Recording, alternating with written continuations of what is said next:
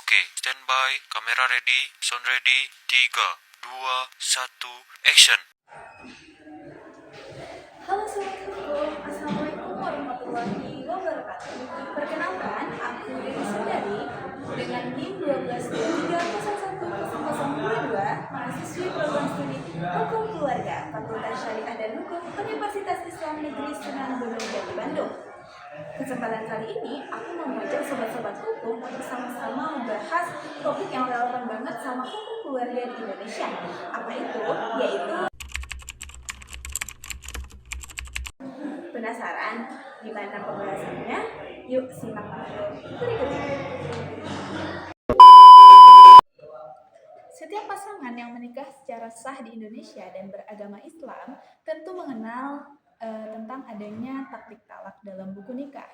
Ini adalah sebuah janji yang diucapkan oleh suami sesaat setelah akad nikah, yang pada dasarnya berisi komitmen untuk tidak melakukan tindakan tertentu yang merugikan sang istri. Sebenarnya konsepnya mulia. Apabila janji tersebut dilanggar, maka istri memiliki landasan hukum untuk mengajukan gugatan cerai ke pengadilan agama. Namun di tengah perjalanan rumah tangga, seringkali kita temukan atau timbul pertanyaan atau bahkan polemik, khususnya terkait satu aspek yang krusial, yaitu pembebanan iwat atau ganti rugi, yang kadangkala menyertai proses gugatan cerai. Akibat pelanggaran taklik talak inilah yang ingin kita bedah lebih jauh.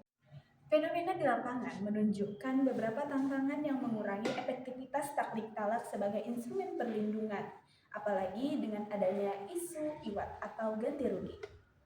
Pertama, pemahaman masyarakat mengenai taklik talak dan implikasinya termasuk soal iwat masih perlu ditingkatkan. Seringkali dianggap hanya formalitas belaka atau hanya formalitas untuk memenuhi prosedur saja.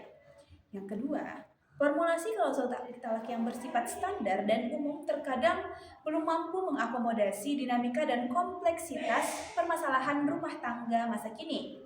Misalnya terkait kekerasan non-fisik atau penelantaran ekonomi yang tidak secara eksplisit disebutkan dalam redaksi taklik talak tersebut. Yang ketiga, pembebanan iwat kepada istri dalam kasus di mana suami yang jelas-jelas melanggar taklik dapat menimbulkan beban finansial yang tidak adil bagi pihak istri yang sudah menjadi korban. Hal ini tentu berpotensi menghambat istri dalam mendapatkan haknya untuk bercerai.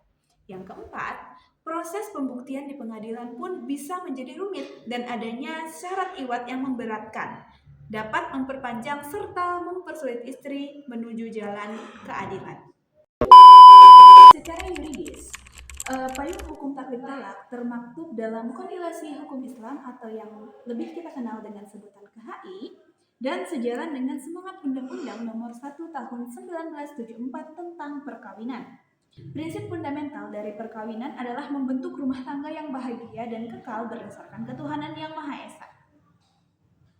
Dalam konteks ini, taklik talak hadir sebagai sebuah komitmen tambahan untuk menjamin tujuan tersebut tercapai, sekaligus menjadi bentuk perlindungan hukum yang progresif bagi istri.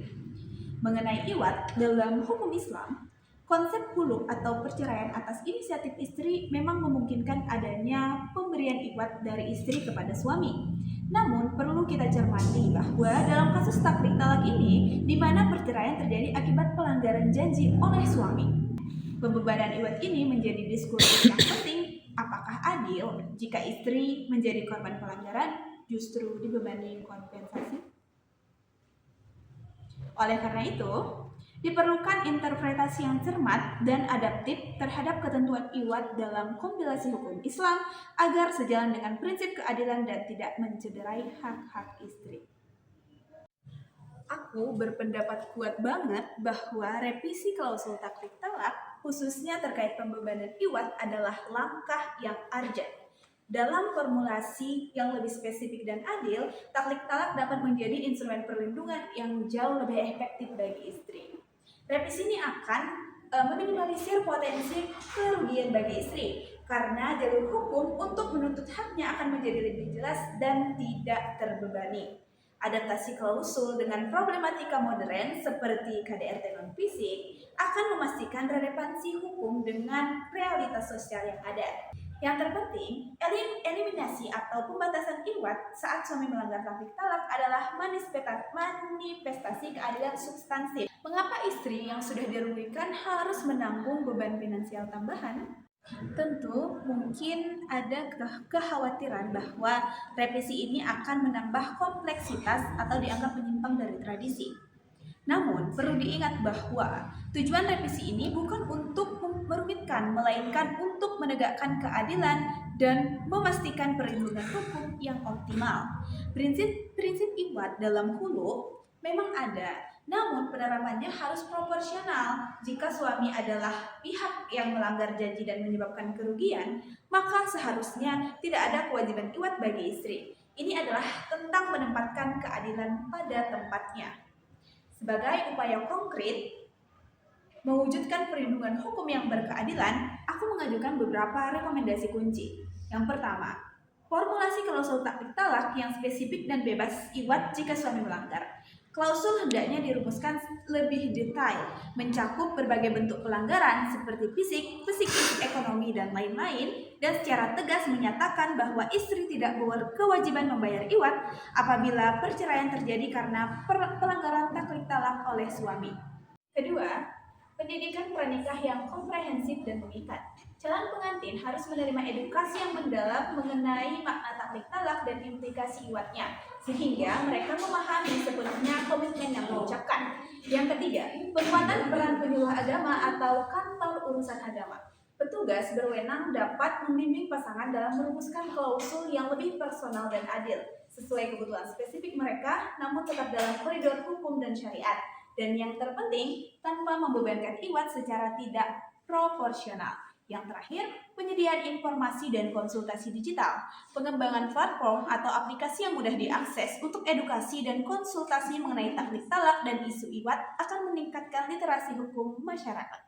Melalui revisi klausul taktik talak yang komprehensif dan spesifik serta adil dalam konteks pembebanan IWAT, kita tidak hanya memperkuat instrumen perlindungan hukum bagi istri, tetapi juga membangun fondasi pernikahan yang lebih kokoh, berkeadilan dan bermartabat. Mari bersama-sama dukung upaya ini demi terwujudnya keluarga Indonesia yang harmonis, adil, dan sejahtera. Mungkin itu aja yang bisa aku bahas pada video kali ini. Kalau kalian ada pendapat lain, boleh diskusi di kolom komentar. Terima kasih. Kurang dan lebihnya saya mohon maaf. Assalamualaikum warahmatullahi wabarakatuh. Jangan lupa like, komen, dan subscribe.